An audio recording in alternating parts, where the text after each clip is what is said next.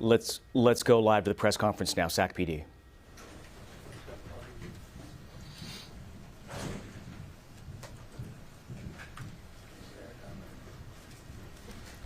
Looks like they're just waiting for all the media to gather and make sure that everyone is rolling. Again, that video was just intense to watch.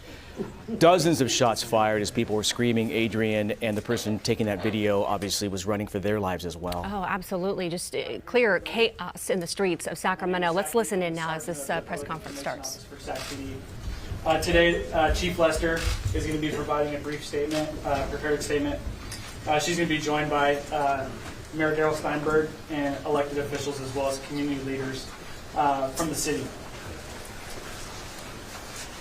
Will be available. The PIO's office will be available for questions after. The chief is going to be giving a brief statement, like I said. And with that, I would like to invite her up to the stage when she makes in, and she'll be giving a brief statement. All right. Everyone good? All right. Well, first of all, let me just start by saying how truly sad I am for the families whose lives have been changed really forever, and some have been completely devastated today. We have families whose loved ones have been hurt, and we also have families who have loved ones that are just simply not coming home today. The scale of violence that just happened in our city is unprecedented during my 27 years here at the Sacramento Police Department. We are shocked and heartbroken by this tragedy, but we are also resolved as an agency to find those responsible and to secure justice for the victims and their families. We are committing a great deal of resources to this crime, and we are thankful to our regional and our community partners, many of whom are here with us today, who have reached out to help us. I would also like to thank the governor and his office who has offered to assist us. Here's what I can share with you at the early stage of this investigation. Around 2 a.m. this morning, officers heard gunshots near 10th Street and K Street and saw people running. They were on scene almost immediately, and there they encountered a large crowd and multiple gunshot victims. Officers began to give medical aid, including CPR, to the victims that they found, and at the same time worked to stabilize the scene and learn what they could about the crime. Our officers were assisted by members of the California Highway Patrol and the Sacramento Fire Department, and all of our agencies tried to save lives. What we now know is that 18 people were hit by gunfire. 6 have died. They were all adults. There were 3 men and 3 women. While the official notification to the victims' families will be handled by the coroner's office, our detectives are working with the coroner to make this happen as quickly as possible. 12 others were also shot and wounded, and they are being treated at area hospitals. This investigation is only hours old, and we are at the beginning of this process.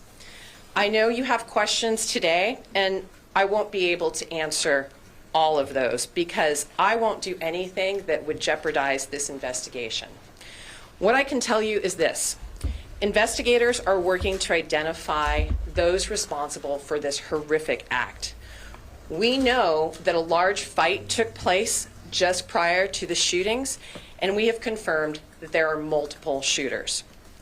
Investigators are currently interviewing numerous witnesses.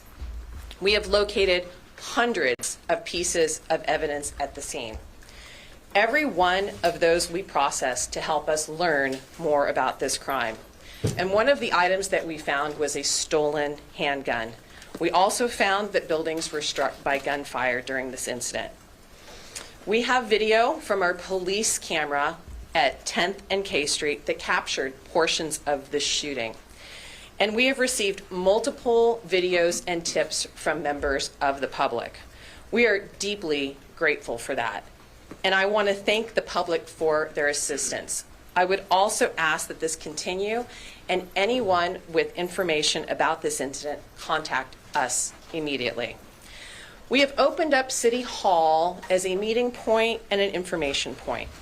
We also have a dedicated an investigator to be a liaison to ensure that they get as much information as we can share.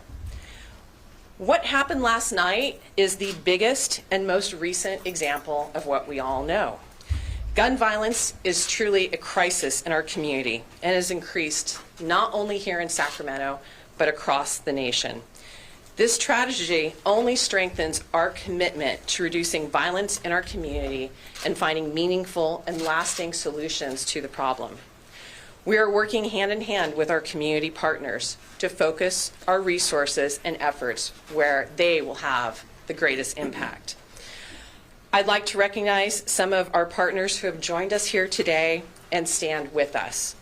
We all understand that solving the problem of gun violence will require a community-wide effort because public safety is a shared responsibility. And with that, I would like to introduce our mayor, Mr. Mayor Darrell Steinberg.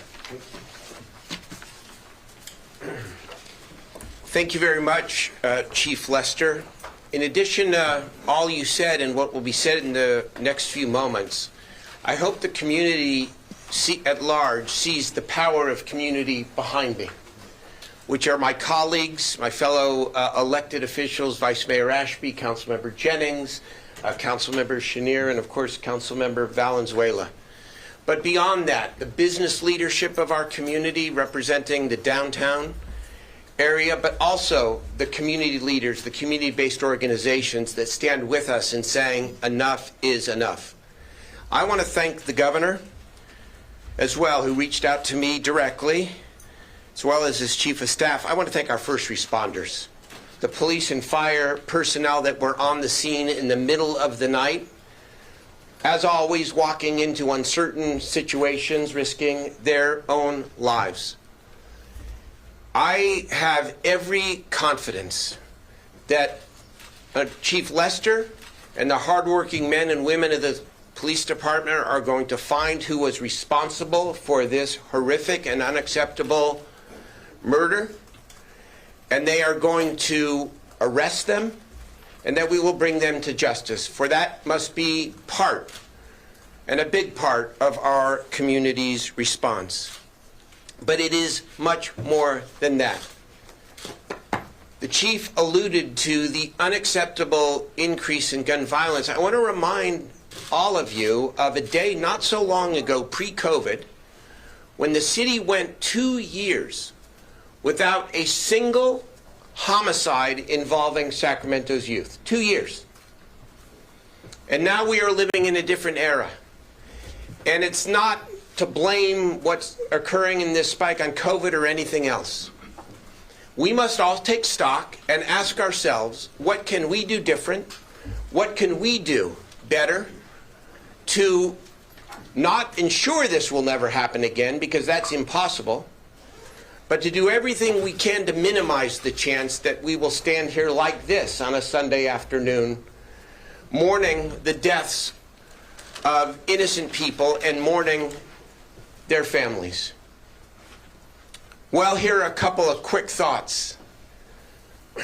As we have changed the trajectory of our city to invest more in young people and more in gang intervention and more in youth violence, we need to continue to do so and, in fact, elevate those investments. The summer is coming. The summer is coming. And we now have an opportunity to do everything we can to build on what we're already doing to help save lives. And then there is the issue of guns, and of course this is not a Sacramento issue. It's a national issue. No surprise that any city would be hit with this kind of terrible event. But here is what I know. It is beyond time to have a sane conversation about guns in America. We have a sickness. It's a sickness in our country. It's a sickness in our culture.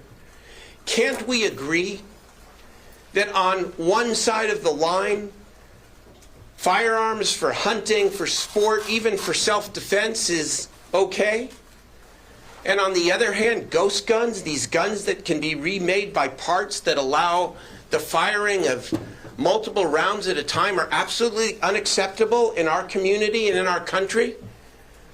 That's what has to happen here. And this sickness will be cured someday in this country, or we will destroy ourselves in this country, as we do in too many communities, on too many occasions, over too many years.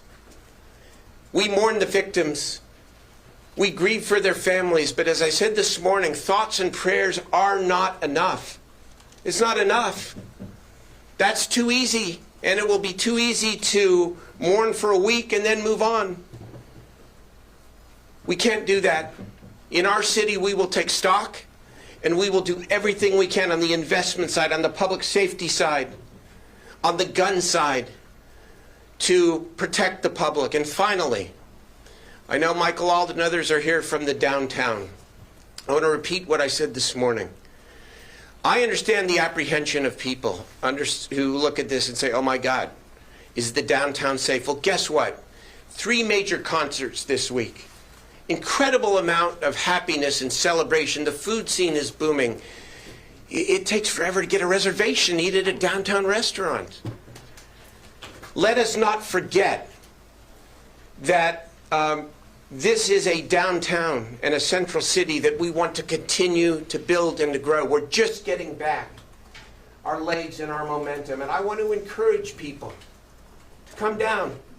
Come down, for a game. Come down for a concert. Come down to eat. Don't stay out till 2 in the morning. But come on down. We will stand with each other. We'll protect each other. And we will stand with our chief here as she and the department goes all out to make sure that the perpetrators are brought to justice. Councilmember Katie Valenzuela, please. Good afternoon. Thank you for being here today. As I mentioned this morning, we are heartbroken, but we are strong. And Sacramento will get past this, and we will figure out a path forward, and that is in no small part due to the heroic actions of our first responders, as the chief and mayor said, who ran towards the gunfire to help people, to try to save lives, to respond to this crisis, who are out there now and have been out there all night searching for evidence to bring the perpetrators of this horrendous crime to justice. But I also do have to recognize these community leaders behind me, a lot of whom don't get paid to do this. Because when I got the call at 2:30 in the morning, the next call I had was actually with Barry Asius from Voice of the Youth to figure out what was going on and how they could help. The 2:30 in the morning, he got out of his bed and drove down, and a lot of the folks standing behind me got out of their beds and they drove down to see how they could help the police, how they could help the community. And we can't do what we're doing today without them and their relationships and their expertise. So we are heartbroken. I said this morning that I've been in office for less than 16 months. This is by far not the first call I've gotten like this. I hope it's the last. I hope we can learn from this and take this seriously. I hope we can take our advocacy, as the mayor said, I will go wherever I need to, if it's to D.C., if it's to the state capitol, whatever we need to do to not just get the resources we need to prevent these crises from happening and negatively impacting so many communities. As shocked as we are by the scale of this incident in downtown, we can't forget North and South Sacramento. We can't forget what's been happening there for years and years. We have a lot of work to do as a city to ensure we're addressing violence at its root. And that means addressing the social and economic conditions that are leading to these crises occurring in the first place. So we are ready for the long haul. We are ready for whatever this takes. And I'm just so proud of our city team, and I'm so proud of the community standing behind me here for how we've responded to this crisis. And we will not stop until we see justice, but we will not stop then either, because justice means that this doesn't happen again, and that we don't have another horrible tragedy on our streets, and that we're able to go out and just enjoy the restaurants and do the fun things that our city has to offer. So thank you, and I believe I'm turning it back over to the chief for any questions. Oh, no, sorry, Zach. Thank you. Thank you. Okay, thank you. At this time, the chief and as well as Mayor Steinberg and Councilmember Valenzuela are going to take a few questions. Please answer or ask your questions in an orderly fashion, please, one at a time. I know everybody has a lot of questions. So with that, I'll take your question first. This is for Chief Lester. You mentioned that a police camera downtown caught moments of the gunfire. Can you elaborate on any potential suspects or suspect? We don't have that information to share right now, but like I said, we are in the preliminary stages of this investigation, and our PIOs will certainly be available as that information becomes available, and we will share it. And then just a quick follow-up question. Our reporter in the field says victims' bodies are still on the ground downtown. Is there a reason for that? It's almost 12 hours later. This is a really complex and complicated scene, and there is a process, and what we want to do is make sure that this investigation is completed thoroughly and accurately, because we do want to see the perpetrators of this crime brought to justice. Thank you. Chief, you mentioned multiple shooters. Is it safe to say they were all part of the same sort of party, or are we talking about different groups that all had handguns, had their own conflicts, or whatever it was that they were getting into? And also in the downtown area, does that mean that there's multiple scenes that are being processed where shootings occurred? You can see that it's a very large scene downtown. We have multiple blocks that are actually blocked off right now while we do the investigation. But I don't have the information that you're asking as far as the suspects, but I do expect to have more information in the coming days, and we will share that. Chief, can you say how many shooters Chief, outside? there's been a lot of talks of, we're talking about the youth, and then we're also talking about ghost guns. Have we confirmed that the guns or guns that were used in this were ghost guns, assault rifles? Have we confirmed that the suspected shooters were used? No, we haven't confirmed any of that information at this time. Can you say how many shooters? Thank you very much. Thank you very much. I'm going to be available to answer a lot of your guys' questions. With that, we're going to conclude the Chief Lester's part of the press conference. But from here on, I'll be able to take your questions, and I'm sure the nice people up here will also be willing to answer your questions.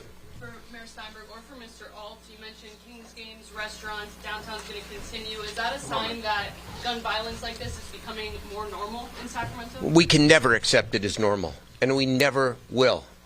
But we also have to live our lives and do our very best to assure people that we're doing everything we can. Look, violence is random. Violence is prevalent throughout the entire country now, but it is in fact random.